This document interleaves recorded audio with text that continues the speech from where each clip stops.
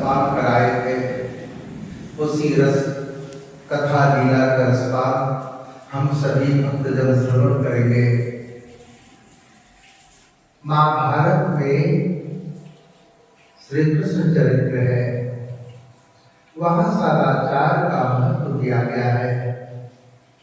वहाँ प्रेम कौन है, ऐसी कथा करो कि आपको भी शांति मिले और सब जीवों को भी शांति मिले। व्यास जी ने जब भागवत शास्त्र की रचना की थी, व्यास जी ने जब भागवत शास्त्र की रचना नहीं की थी, तब तक उनको शांति नहीं मिली। कलयुग में कृष्ण कथा और कृष्ण कीर्तन के सिवा दूसरा उद्धार का उपाय नहीं है। कलयुग में मनुष्यों का उद्धार दूसरे साधन से हो भी नहीं सकता। केवल कृष्ण कीर्तन, कृष्ण स्मरण से ही कलयुग में मनुष्यों का उद्धार होगा। सब साधनों का फल है प्रभु प्रेम।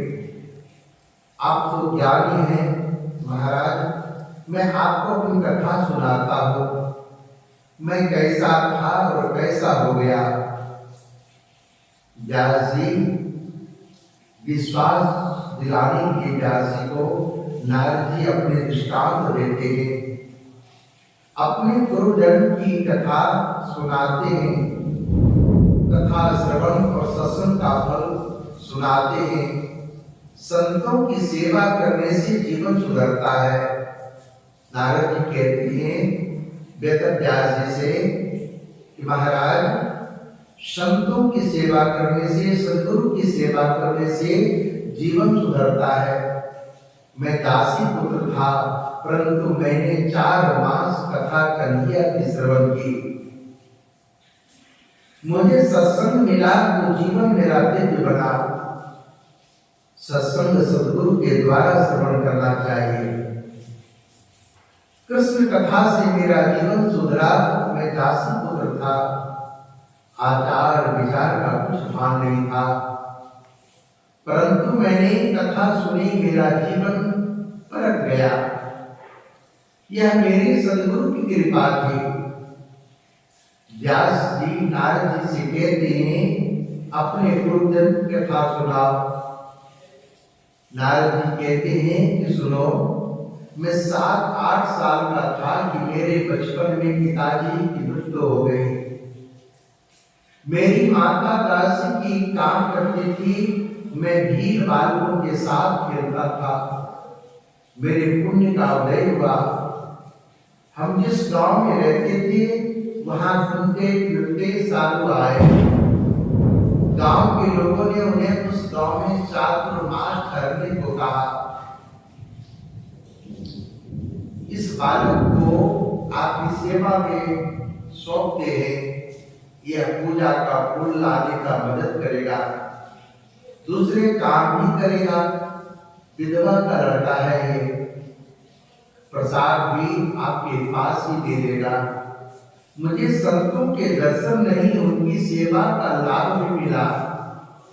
संतों की सेवा का लाभ मुरली को मिला करता है। व्यास जी, जब तक किसी महापुरुष की सेवा नहीं करोगे, तब तक मन की वासना नहीं आएगी, अंदर के विकार नहीं जाते।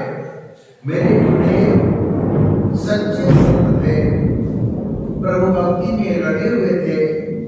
मुझे सच्चे संत की सेवा करने का लाभ मिला। पहले तो सच्चे संतों के दर्शन मिलते नहीं, और दर्शन हो भी जाए तब भी उनके प्रति सद्भाव नहीं जागता। गुरुदेव अमानित है, इसलिए दूसरों को मान देते थे। उनके संग से मुझे भक्ति का रंग लगा। गुरुदेव ने मेरा नाम हरिदास रखा। गुरुदेव प्रेम के मूर्ति थे। गुरुदेव के उठने से पहले मैं उठता था और गुरु जी की सेवा के समय मैं फल तुलसी ले आता, और मेरे गुरु जी 2 बार कीर्तन किया करते थे।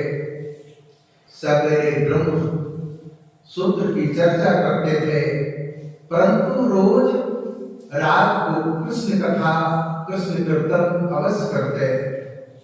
कन्हैया उनको बहुत प्यारा था। मेरे गुरुदेव के इष्टदेव बालकृष्ण थे। ये ऋषि बाल स्वरूप की आराधना करते थे। बालक जल्दी प्रसन्न होते हैं। कन्हैया का कोई भी भक्त उसे बुलाता है तो कन्हैया दौड़ कर आ जाता है। मैं कीर्तन में जाता और कथा सुनता। मैं कम बोलता था, बहुत बोलना शब्दों को अच्छा नहीं लगता है। वाणी से शक्ति का खर्च मत करो, अर्थात कम बोलो, मौन रखो। सेवा करने वाले पर संत कृपा करते हैं। ये 3 गुण नारद जी कहते हैं कि मुझ में थे। एक दिन मैं कथा में गया, मेरे गुरु कृष्ण कथा का वर्णन करते थे। मैंने कथा में बाल लीला सुनी। छोटे छोटे बाल कन्हैया वो बहुत प्यारे लगते हैं। कथा सुनकर प्रभु की प्रति मेरा सद्भाव जगा। कृष्ण कथा ये प्रेम कथा है। कृष्ण कथा में गोपियों को, स्त्रियों को, बालकों को, सबको आनंद आता है। श्री कृष्ण की कथा ही ऐसी दिव्य कथा है कि सबको आनंद देती है। श्री कृष्ण कथा में ऐसा आनंद आने लगा कि मैं खेलना मेरा छूट गया और गोविंद में गुरुदेव के पागल बने हैं। मेरे गुरुदेव गोविंद की कथा में मनुष्य संसार के पीछे पागल बनता है और संत सद्गुरु भगवान के पीछे पागल बने रहते हैं। उस दशा में मुक्त नहीं हो सकते। भगवान के पीछे जीव पागल बने तो जीव शिव एक होते हैं। संत की आंखें शुद्ध होती है, पवित्र होती है। संत आंखों से पाप नहीं करते। संत के आंखों में श्री कृष्ण विराजते हैं। संत 3 प्रकार से कृपा करते हैं।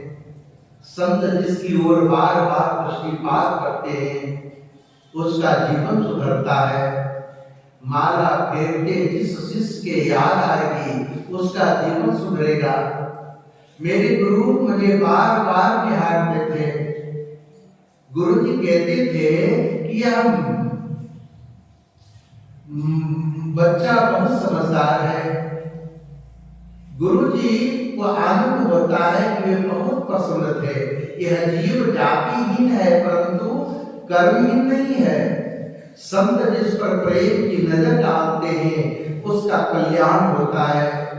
एक दिन प्रसाद ले लेने के बाद मैं उनकी जूठी पत्तलें उठाता था।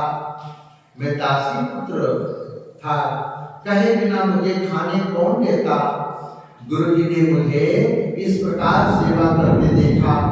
संत हृदय पिघलता है। गुरु जी ने पूछा, हरिदास तुमने भोजन किया है? मैंने ना कही। गुरुदेव को मुझ पर दया आए, यह बालक कितना समझदार है। गुरुदेव ने मुझे आज्ञा दी कि पत्तलों में मैंने तेरे लिए महाप्रसाद रखा है, यह तुम खाओ। मैंने वह प्रसाद खाया और शास्त्र की आज्ञा है कि गुरु की आज्ञा के सिवा उनका उचिष्ट भोजन नहीं खाना। संत जब कल्याण की भावना से प्रसाद देते हैं तो कल्याण होता है। संत हृदय पिघलने पर बुलाकर प्रसाद देते हैं और तब प्रसन्न हुए। ऐसा मानना। मैंने प्रसाद ग्रहण किया, मेरे सब पाप नष्ट हुए। मुझे भक्ति का रंग लगा, मुझे कृष्ण प्रेम का रंग लगा। उस दिन मैं कीर्तन में गया, मुझे नया अनुभव हुआ। कीर्तन में एक निराला आनंद आया कि मैं ठह नाचने लगा। अति आनंद में देहाध्यास छूटता है। कृष्ण भक्ति में भी श्री कृष्ण जी को अतिशय प्रिय है।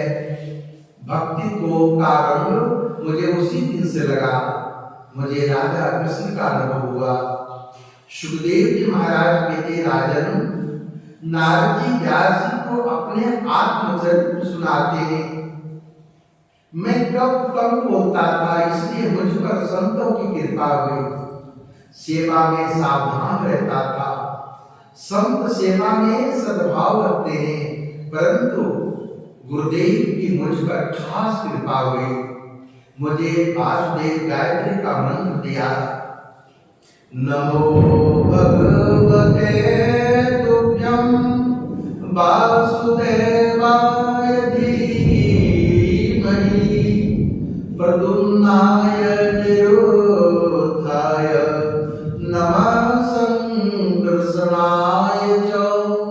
4 मास इसी प्रकार गुरुदेव की सेवा की। गुरुजी वह काम छोड़कर चले जाने लगे। गुरुदेव अब चले जाएंगे, यह सोचकर मुझे दुख हुआ।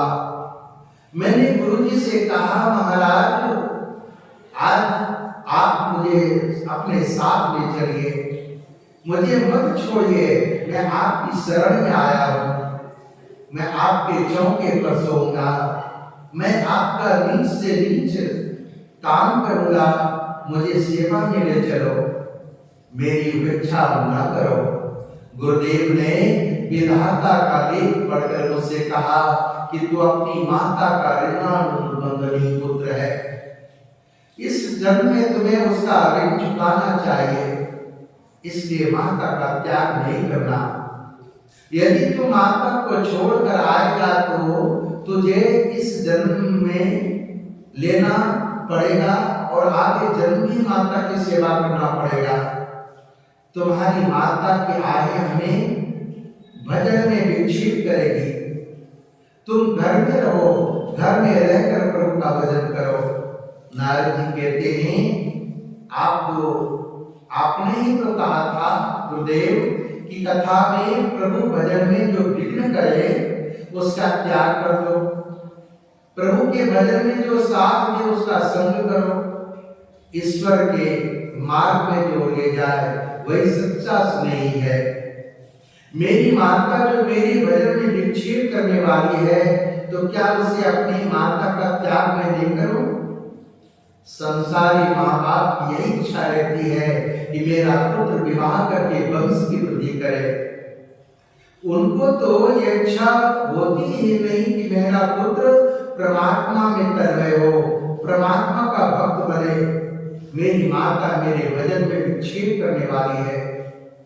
आपने कथा में एक दिन कहा था कि अपने स्नेही भी हो तो उसको छोड़ दो, उसका त्याग कर दो, जो भजन में विक्षेप करे, भगवान से मिलन में विक्षेप करे। ऐसे स्नेहों का क्या त्याग कर दो। मीराबाई को लोगों ने बहुत त्रास दिया। तब मीराबाई ने घबराकर संत तुलसीदास जी महाराज को पत्र लिखा कि मैं 3 साल की थी, तब मैंने गिरधर गोपाल के साथ शादी की थी। ये मेरे संबंधी मुझे कष्ट देते हैं, मुझे अब क्या करना चाहिए? तुलसीदास जी ने पत्र लिखा और कहा, कसौटी सोने की होती है, पीतल की नहीं। तुम्हारी यह कसौटी है, जागे प्रिय राम बैदेई, सो छाड़िए कोटि बैरी समझदति परम सनेही। जिसे सीताराम प्यारे न लगे, जिसे राधा कृष्ण प्यारे न लगे, ऐसा जो सगा भाई हो तब भी उसका संग छोड़ देना चाहिए। दुसंग सर्वथा त्याज्य, दुसंगम सर्वथा त्यागने योग्य है। यदि भक्ति बढ़ानी हो तो मीराबाई का चरित्र बार बार पढ़ो। संसारी माता पिता भी पुत्र को संसार का ही ज्ञान देते हैं। माता के संग रहूंगा तो भजन में विक्षेप होगा। गुरु जी ने कहा, तू माँ का त्याग करे, यह मुझे अच्छा नहीं लगता। ठाकुर जी सब जानते हैं कि तुम्हारी माता तुम्हारे भजन में विघ्न करेगी, तो ठाकुर जी कोई लीला अवश्य करेंगे। संभव है कि तुम्हारी माता को उठा लेंगे अथवा मेरी माता की बुद्धि को सुधार देंगे। भगवान पर भरोसा रखो, घर में रहना और इस महामंत्र का जप करना, मां का आदर नहीं करना। जप करने से प्रारब्ध बदलता है। जप की धारा न टूटे, इसका ध्यान रखना। मैंने गुरुजी से कहा कि आप जप करने को कहते हैं, मगर मैं तो अनपढ़ गवार दास पुत्र हूं महाराज। मैं जप कैसे करूंगा, जप की गिनती कैसे करूंगा? गुरुदेव जी ने कहा जप करने का काम तुम करो और जप गिनने का काम मेरा गोविंद करेंगे। जब तुम करना, गिनेगा कन्हैया। जो प्रेम से भगवान का सिमरन करते हैं उसके पीछे पीछे भगवान फिरता है। जब की गिनती तो नहीं करनी है, जब गिनोगे तो दूसरों को कहने की इच्छा होगी। जब संख्या कहोगे तो थोड़ा पुण्य चला जाएगा। गुरुजी ने मुझे वासुदेव गायत्री का 32 लाख जप करने को कहा। पाप का नाश होगा जप करने से बेटा। इस मंत्र का सदा जप करना। मंत्र का जप करने से ईश्वर के साथ जीव का संबंध होता है, फिर ब्रह्म साक्षात्कार होता है। रोज यही भावना रखना कि श्री कृष्ण मेरे साथ हैं, श्री कृष्ण प्रेम के स्वरूप हैं, तेरा कल्याण होगा। बेटा तू बाल कृष्ण का ध्यान करना। इसलिए गुरुदेव ने बाल स्वरूप की उपासना की। मेरे गुरुजी मुझे छोड़कर चले गए, मुझे अतिशय दुख हुआ। पूर्व जन्म के गुरु का नाम लेते ही नारद जी रोने लगे। सच्चे सद्गुरु को कोई स्वार्थ नहीं होता शिष्य से। मैंने निश्चय किया और जब शुरू कर दिया।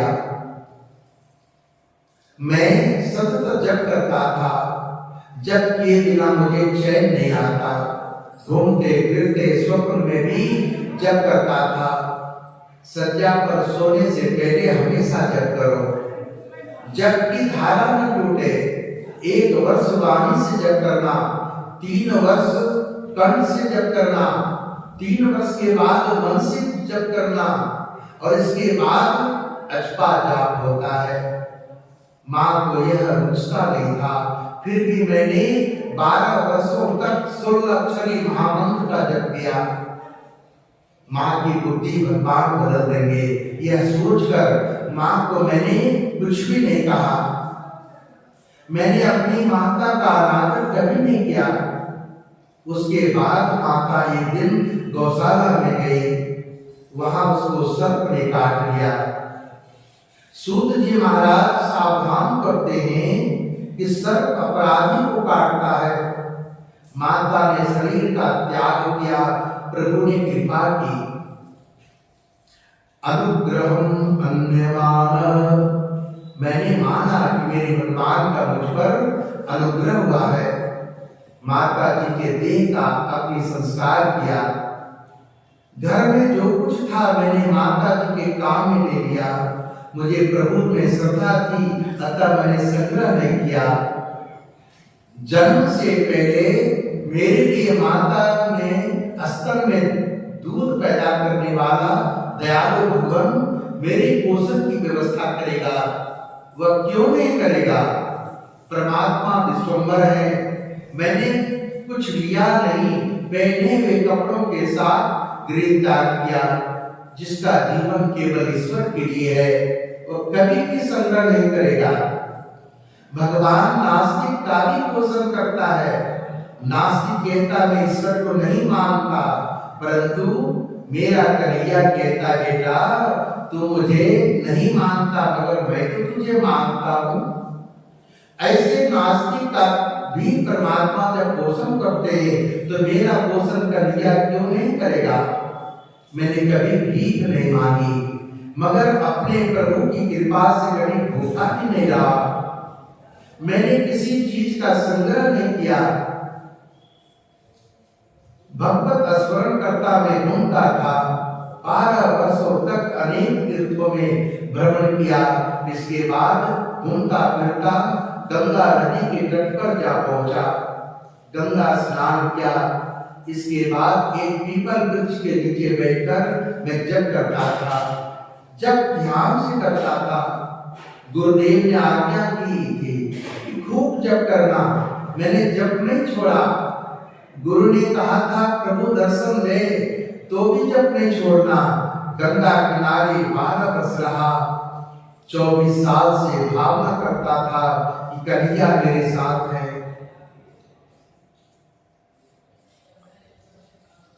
मेरे पूर्व जन्म के पाप बहुत होंगे, इसलिए गोविंद का दर्शन नहीं हो रहा है। मुझे प्रभु दर्शन नहीं हो रहे, परंतु श्रद्धा संपूर्ण थी। भावना से मुझे भाव से श्री कृष्ण दिखते थे। अपने श्री कृष्ण का मुझे प्रत्यक्ष दर्शन करना था। मुझे लगा कि श्री कृष्ण मुझे कब अपनाएंगे। मेरे लाला ने कृपा की। एक दिन ध्यान में मुझे सुंदर नीला प्रकाश दिखा। प्रकाश को देखकर मैं जप करता था। वहां प्रकाश से बालकृष्ण का स्वरूप प्रकट हुआ। मुझे बालकृष्ण के मनोहर स्वरूप की झांकी हुई। मेरे कृष्ण ने कस्तूरी का तिलक लगाया था। वक्षस्थल पर कौस्तुभ मणि की माला धारण की थी। नाक में मोती था। आंखें प्रेम से भरी हुई थी। मुझे जो भी आनंद हुआ उसका वर्णन करने की शक्ति सरस्वती में भी नहीं है। मुझे हुआ कि मैं दौड़ता जाऊं और श्री कृष्ण के चरणों में बंधन करूं। मैं जैसे ही बंधन करने को गया तो श्री कृष्ण अंतर्ध्यान हो गए। मुझे लगा मेरा कृष्ण मुझे छोड़कर चला गया। वहां मुझे आकाशवाणी हुई कि तेरे मन में सूक्ष्म वासना रही है, और जिसके मन में सूक्ष्म वासना रह गई हो, ऐसे जोगी को मैं दर्शन नहीं देता। इस जन्म में अब मेरा दर्शन तुझे नहीं होगा।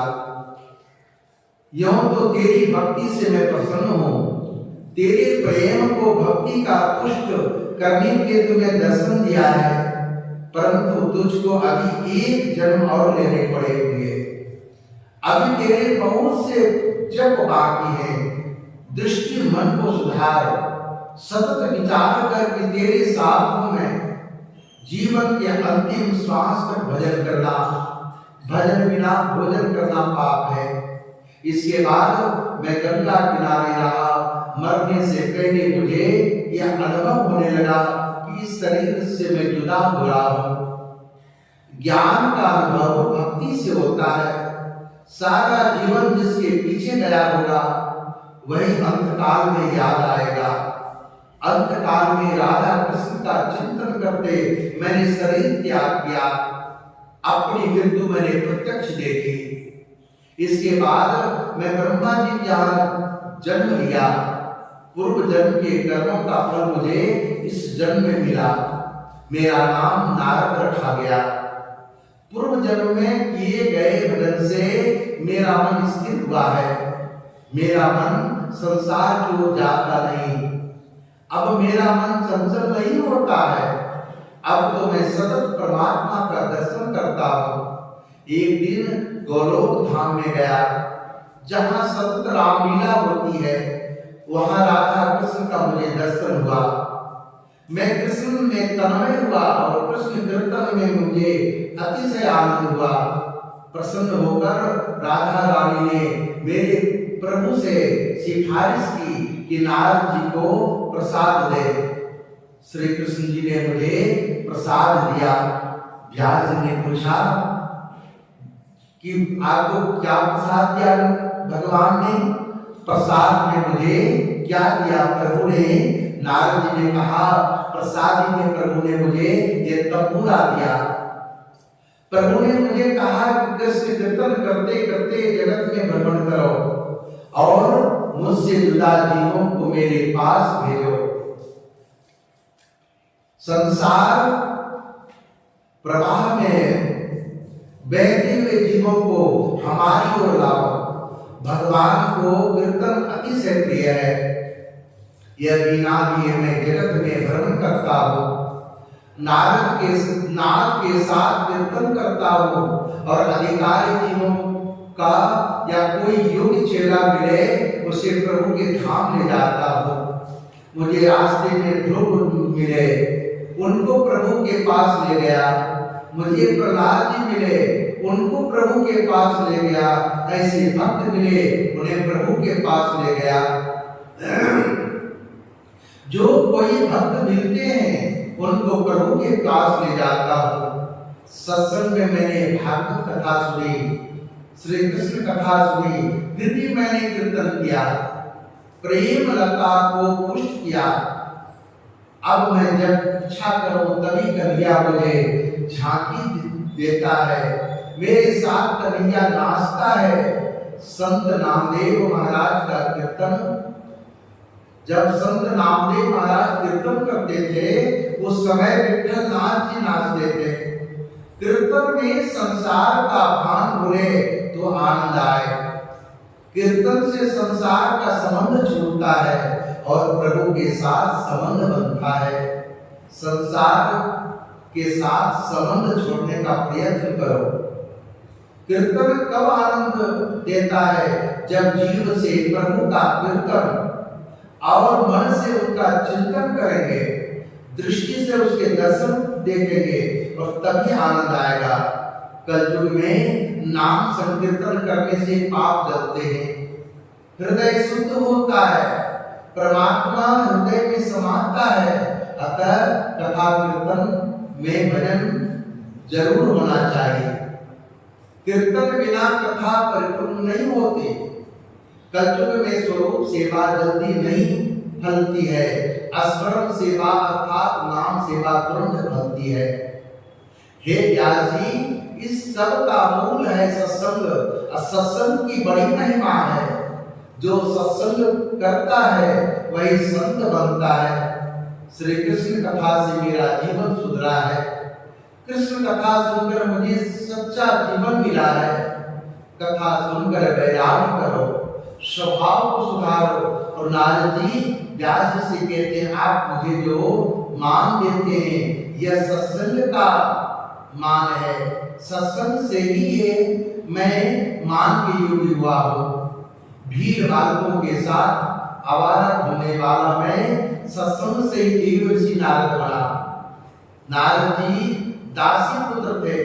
सच्चे साधु संत की सेवा से उनका जीवन सुधरा। संत स्वयं तीर्थ रूप है। संत जंगम तीर्थ है। पारसमणि लोहे को सोना बनाता है, फिर भी अपने जैसा नहीं। परंतु संत अपने संसर्ग में आए हुए को अपने जैसा बनाते हैं। संत करे आयु समाना। मनुदेव होने के लिए बनाया गया है। मनुष्य को देव होने के लिए 4 गुणों की आवश्यकता है: संयम, सदाचार, स्नेह, सेवा। ये 4 गुण सत्संग के बिना नहीं आते। सत्संग फल भागवत में बताया गया है। नारद जी का यह चरित्र भागवत का बीजारोपण है। नारद जी कहते हैं, महाराज भक्ति सद्गुरु की भक्ति करो। इसलिए संत तुलसी बाबा जी भी कहते हैं, प्रथम भक्ति संतन कर संगा। पहली भक्ति संतों का संग, सद्गुरु का संग। और फिर जब सद्गुरु का संग होगा तब ज्ञान मिलेगा। उनके उपदेश से ज्ञान की प्राप्ति होगी। फिर ज्ञान में प्राप्ति होगी तो वैराग्य उत्पन्न होगा। संसार से, विषयों से, राग रसों से वैराग्य उत्पन्न होगा। और जब वैराग्य उत्पन्न होगा तब त्याग करने की इच्छा होगी। संसार का, विषयों का, अपने संग का जब त्याग होगा तभी भागवत की प्राप्ति होगी। भागवत सद्गुरु के द्वारा प्राप्ति होता है। सत्संग और सेवा का फल बताना इस चरित्र का उद्देश्य है। हमने देख लिया जग के बिना जीवन सुधरता नहीं। दान से धन की शुद्धि होती है, ध्यान से मन की शुद्धि होती है और शरीर की शुद्धि स्नान से होती है। इसलिए ध्यान और जप की आवश्यकता है। जप करने वाले की स्थिति कैसी होनी चाहिए? ब्रह्म चैतन्य स्वामी जी ने कहा है कि सहज समाधि होत है रोम रोम में राम। जप की प्रशंसा करते गीता में भगवान श्री कृष्ण ने कहा है यज्ञानाम जप यज्ञोस्मि। श्री रामदास स्वामी ने दासबोध में लिखा है जप करो, जप करने से जन्म कुंडली के ग्रह भी बदल जाते हैं। कहा कि 1 करोड़ जप करने से तन सुधरता है अर्थात आरोग्य प्राप्त होता है। 2 करोड़ जप करने से दृढ़ सुख मिलता है अर्थात धन की प्राप्ति होती है। 3 करोड़ जप करने से प्राकरण सिद्ध होता है यानी व्यस्कृति मिलती है। 4 करोड़ जप करने से सुख की प्राप्ति होती है। 5 करोड़ जप करने से ज्ञान की प्राप्ति होती है। 6 करोड़ जप करने से अंदर के शत्रुओं का विनाश होता है। काम क्रोध लोभ मोह माया मत्सर ये अंदर के शत्रु हैं। 7 करोड़ जप करने से स्त्री को सौभाग्य मिलता है। 8 करोड़ जप करने से मरण सुधरता है अपमृत्यु टलती है। और 9 करोड़ जप करने से इष्ट देवी की ध्याति होता है अपरोक्षानुभूति होती है। जिस देव का आप जप करते हैं उस देव का सगुण स्वरूप का दर्शन होता है। और 10 करोड़ 10 11 12 करोड़ जप करने से संचित प्रारब्ध क्रियामान कर्म जल जाते हैं। इन कर्मों का नाश होता है। और 13 करोड़ जप करने से भाग्य भगवान का साक्षात दर्शन होता है। नारद जी व्यास जी से कहते हैं आप ऐसी कथा करो जिससे सुनने वाले का पाप जले, उनका हृदय पिघले। आपने अब तक ज्ञान प्रधान कथा बहुत की है परंतु अब प्रेम प्रधान कथा करें जिससे सबके हृदय में श्री कृष्ण प्रेम प्रकट हो। नारद जी ने व्यास जी को ऐसा आज्ञा दी है कि श्री कृष्ण प्रेम में लीन होकर कथा करोगे तो आपका और सबका कल्याण होगा। ईश्वर में लीन होना ही समाधि है। नारद जी जब तक न मिले तो नारायण का भी दर्शन नहीं होगा। इसलिए संसार में आने के बाद यह जीव अपने स्वरूप को भूलता है। कोई संत कृपा करे तब जीव को अपने स्वरूप का भान होता है। व्यास जी को भी नारद जी की जरूरत पड़ी थी। इसके बाद नारद जी ब्रह्मलोक सिधार गए। व्यास जी ने प्राणायाम से दृष्टि अंतर्मुख की और वहां हृदय गुफा में बालकृष्ण के दर्शन हुए। व्यास जी को सब लीलाओं का दर्शन हुआ। व्यास जी को नारद जी ने स्वरूप का भान कराया। इसके परिणाम स्वरूप व्यास जी ने श्रीमद् भागवत की रचना की। और वृंदावन बिहारी लाल की जय। श्री सद्गुरुदेव भगवान की जय। श्री कृष्ण गोविंद हरे मुरारे हे नाथ नारायण वासुदेव। श्री कृष्ण गोविंद हरे मुरारे हे नाथ नारायण वासुदेव। हे नाथ नारायण वासुदेव। हे नाथ नारायण वासुदेव। श्री कृष्ण गोविंद हरे मुरारे हे नाथ नारायण वासुदेव। श्री कृष्ण गोविंद हरे मुरारे हे नाथ नारायण वासुदेव। हे नाथ नारायण वासुदेव। गोविंद मेरो है गोपाल मेरो है। गोविंद मेरो है गोपाल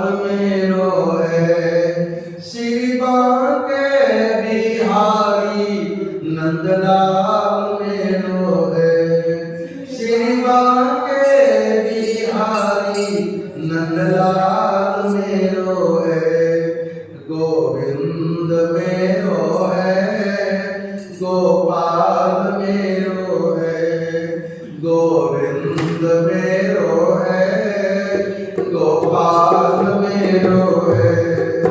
श्री बांके बिहारी नंदलाल मेरो है, बिहारी नंदलाल मेरो है, गोविंद मेरो है, गोपाल मेरो है, गोविंद मेरो है, गोपाल मेरो है। श्री बांके बिहारी नंदलाल मेरो है, श्री बांके बिहारी नंदलाल मेरो है, गोविंद मेरो है, गोपाल मेरो है, गोविंद मेरो, गोपाल मेरो है। श्री बांके बिहारी नंदलाल मेरो है, श्री बांके बिहारी नंदलाल मेरो है, गोविंद मेरो है, गोपाल मेरो है, गोविंद मेरो है, गोपाल मेरो है, गोविंद मेरो है, गोपाल मेरो है। बोले बांके बिहारी लाल की जय, श्री सद्गुरुदेव भगवान की जय। श्री सुखदेव जी महाराज राजा पुरंदर की कथा अपने वशिष्ठ राजा परीक्षित जी को उपदेश कर रहे हैं। श्रीमद् भागवत में प्राचीन काल में एक पुरंदर नाम राजा था। उसके एक मित्र था अविज्ञात। पुरंदर को सुखी करने के लिए अविज्ञात हमेशा प्रयत्नशील रहता था। फिर भी अपने प्रयत्न की उस झलक को भी न पड़े उसका ध्यान रखता था। ईश्वर ही अविज्ञात है। ईश्वर अज्ञात रूप से जीव के सहायता करता है। जीवात्मा पुरंदर को सुखी करने के लिए ईश्वर अविज्ञात दृष्टि करता है, अनाज उत्पन्न करता है, फिर भी वह जीव पुरंदर को खबर तक नहीं होने देता। पुरंदर यह नहीं सोचता कि वह किसी की सहायता के कारण सुखी है। परमात्मा की लीलाओं का अविज्ञात है, वहां बुद्धि काम नहीं दे सकती। भगवान कहते हैं कि अनशन करने का काम तेरा है और पाचन करने का काम मेरा है। पचामी अन्नम चतुर्विधम। सत्कर्म का संकल्प करने वाले को भगवान बल देते हैं। प्रभु भजन प्रातः काल किया जाता है। सूर्योदय के पश्चात तो औरों को रजोगुण तमोगुण के रजकण तुम्हें प्रभावित करेंगे, अतः तुम अच्छे ढंग से भजन नहीं कर सकोगे। जीव चाहे जो सोचे, भगवान कभी नहीं सोते। पुरंदर जीवात्मा है और वह सोचता है कि मैं किसके कारण सुखी हूं। सदा सर्वदा उपकार करने वाले ईश्वर को भूलकर घूमता फिरता हुआ वह 9 द्वार वाले एक नगरी में प्रविष्ट हुआ। यह नगरी मानव शरीर है। वहां पहुंचने पर एक सुंदरी से मिलन हुआ। पुरंदर ने उससे उसका परिचय पूछा। स्त्री ने कहा, मैं ये तो नहीं जानती कि मैं कौन हूँ, किंतु मैं तुम्हें सुखी अवश्य करूंगी। पशु जाति भेद मानते हैं। भैंस को देखने से बैल भिखारी नहीं होता। लोग गीता जी में पढ़ते तो हैं, किंतु उसे व्यवहार रूप में नहीं देते। भगवान ने कहा है कि ये जातियां वर्णाश्रम की व्यवस्था का नहीं मानते। जिसके जीवन में संयम नहीं है, सदाचार नहीं है, धर्म निष्ठा नहीं है, प्रभु प्रेम नहीं है, वह सुधरा हुआ नहीं माना जाएगा, बिगड़ा हुआ माना जाएगा। उनका जीवन सुधरा नहीं, बिगड़ा है। सुधरे हुए लोग कहते हैं ये स्त्री बड़ी सुंदर है। सुंदर होनी चाहिए, फिर जाति चाहे कोई भी हो। कुल गोत्र का विचार किए बिना पुरंजन ने उस स्त्री से विवाह किया। उस सुंदरी में वह इतना आसक्त हो गया, उसे घर 1100 पुत्रों का जन्म हुआ। उस स्त्री का नाम था पुरंजनी। वे पुत्र आपस में झगड़ते थे, बुद्धि ही पुरंजनी है। 11 इंद्रियों के सुखों की इच्छा ये 1100 संतानें हैं। 100 पुत्र। इन पुत्रों के पारस्परिक युद्ध का अर्थ है कि संकल्प विकल्पों का संघर्ष। एक विचार उत्पन्न हुआ नहीं कि दूसरा उसे दबोचने लौटता है। 11 इंद्रियों में यह जीव फंस गया है। पंच प्राण शरीर की रक्षा करते हैं। इंद्रिय सुखोपभोग में, संकल्प विकल्प में ही 1100 संतानें हैं। संकल्प विकल्प से जीव बंधन में पड़ता है। बुद्धिगत संकल्प विकल्प जीवात्मा को रुलाते हैं। कई वर्षों तक पुरंजन ने इस प्रकार उसको भोग किया। काल मृत्यु पुत्री जरा के साथ विवाह करने की इच्छा कोई नहीं करता। पुरंजन की अनिच्छा होते हुए भी जरा ने उससे विवाह कर लिया। जो भोग का सुख लुटता है उसे जरा से अर्थात वृद्धावस्था से विवाह करना ही पड़ता है। हमेशा याद रखो कि कभी न कभी वृद्धावस्था तो आएगा ही। जवानी तो जवानी है, अर्थात यौवन तो जाएगा ही, और जोगी कभी वृद्धावस्था में नहीं आता। फिर भी मृत्यु का शोक प्रज्वर आया। प्रज्वर है अंतकाल का ज्वर। स्त्री में अतिशय आसक्त रहने वाला पुरंजन ने अंतकाल में स्त्री का चिंतन करते हुए देह त्याग किया। परिणाम विदर्भ नगरी में उसे कन्या रूप में जन्म लेना पड़ा। स्त्री का चिंतन करने से पुरंजन को स्त्री बनना पड़ा। यह बात पुरुषों को चेतावनी देती है वे किसी स्त्री का अधिक चिंतन न करें, अन्यथा अगले जन्म में साड़ी पहननी पड़ेगी, किसी की पत्नी बनना पड़ेगा, संतानें होगी और कठिनाइयां झेलनी पड़ेगी। जिनका विचार मात्र कम पत्नी से कराने वाला है, पुरंजन पुरुष था, किंतु बार बार स्त्रियों का चिंतन करते करते अगले जन्म में स्त्री बनना पड़ा। कोई हमेशा के लिए पुरुष या स्त्री नहीं रह सकता। वासना के अनुसार शरीर बदलता रहता है। पुरंजन ने केवल जवानी में ही पाप किया था। बाल्यावस्था और वृद्धावस्था में तो उसने सत्कर्म किया था। इन्हीं के पुण्यों के कारण उनका जन्म ब्राह्मण घर में कन्या रूप में हुआ। विदर्भ देश वासी उस कर्मकांडी ब्राह्मण के घर में दर्भ का विशेष उपयोग होता था। मर्यादा धर्म का पालन करने पर उसका विवाह द्रविड़ देश के पांड्य राजा के साथ हुआ। कर्म करने से चित्त शुद्धि होने के बाद विवाह हुआ। द्रविड़ देश तो है महारानी भक्ति का नैया। पांड्य राजा अर्थात भक्त पति से विवाह हुआ। कर्म करने से भक्ति हो तो भक्ति की जा सकती है। लोग मानते हैं भक्ति मार्ग सरल है, किंतु यह तो अतिशय कठिन मार्ग है। भक्ति के पंथ कृपाण की धारा। मर्यादा धर्म का पालन के बिना भक्ति का उदय नहीं हो पाता। चित्त की शुद्धि बिना भक्ति का उदय नहीं होता। अंत में परमात्मा का अनुभव करने के लिए ज्ञान आवश्यक है। भक्ति भक्त पति के साथ विवाह होने पर कन्या और 7 पुत्रों का जन्म हुआ। कन्या है श्रवण में, सत्संग में रुचि। इस प्रकार भक्ति का जन्म हुआ। 7 पुत्र भक्ति के 7 प्रकार हैं। पहला है श्रवण, दूसरा है कीर्तन, तीसरा पाद सेवन, अर्चन, बंदन, दास अर्थात 7 प्रकार की भक्ति सिद्ध हुई।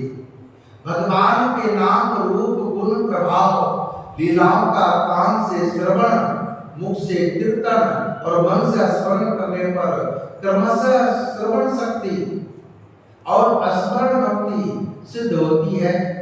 प्रभु की सेवा करने से अर्चन भक्ति सिद्ध होती है। प्रभु की मूर्ति को बंधन करने से बंधन भक्ति सिद्ध होती है। ये 7 प्रकार की भक्ति मनुष्य अपने प्रयत्न से प्राप्त और सिद्ध कर सकता है। किंतु 8वीं सांख्य भक्ति, 9वीं आत्मनिवेदन भक्ति प्रभु कृपा से प्राप्त सिद्ध हो सकती है। श्रवण आदि 7 प्रकार की भक्ति सिद्ध करने के बाद एक बार पति की मृत्यु के समाचार से दुखी हुई। उस कन्या को परमात्मा ने शत्रु के रूप में आकर बोल दिया। भक्ति के 7 प्रकार के सिद्ध होने पर परमात्मा शक्ति का दान करते हैं, आत्मनिवेदन का दान करते हैं। अर्थात जिस मित्र को, जिस अज्ञात को यह जीव माया के कारण भूल गया था, वही सद्गुरु रूप में आया। इसका अर्थ यह है अज्ञात के रूप में परमात्मा ने वहां आकर ब्रह्म विद्या का उपदेश दिया कि तू मुझे छोड़कर मुझसे दूर हुआ और 9 द्वार वाली नगरी में रहने लगा। तब से तुम दुखी हो रहा है। तू अपने स्वरूप को पहचानो। लौकिक सुख में मनुष्य इतना फंसा है कि वह अपने आत्म स्वरूप का विचार तक नहीं करता। तत्वमसि, तू मेरा मित्र है, मेरा अंश है, मेरा स्वरूप है, तू स्त्री पुरुष नहीं है, तू मेरी ओर देख। पुरंजन प्रभु के सम्मुख हुआ, जीव और ब्रह्म का मिलन हुआ। जीव कृतार्थ हुआ, तू पुरंजन राजा है। तू कई बार स्त्री बना, कई बार पुरुष बना, फिर भी तुझे तृप्ति नहीं हुई। अब भी जगत में कब तक और कितना भटकना है। परमात्मा का आश्रय लेकर उसका चिंतन करते हुए उसके स्वरूप में लीन होगा, तू कृतार्थ हो जाएगा। हमारी यह बुद्धि जानती है कि हमारा मूल निवास स्थान कहाँ है, अतः जीव जगत में भटकता है। नारद जी ने प्राचीन वही राजा को पुरंजन का आख्यान कर सुनाया। बोल जयकारा बोल रे सद्गुरुदेव भगवान की जय, सांचे दरबार की जय, सत्य सनातन धर्म की जय, श्री ब्रह्मज्ञानेश्वर महादेव की जय।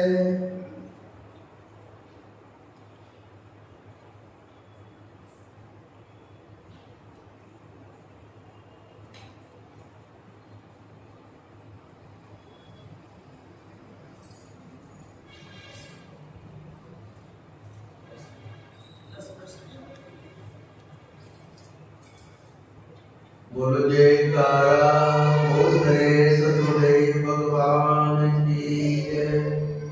मेरे गुरुदेव का मिलना,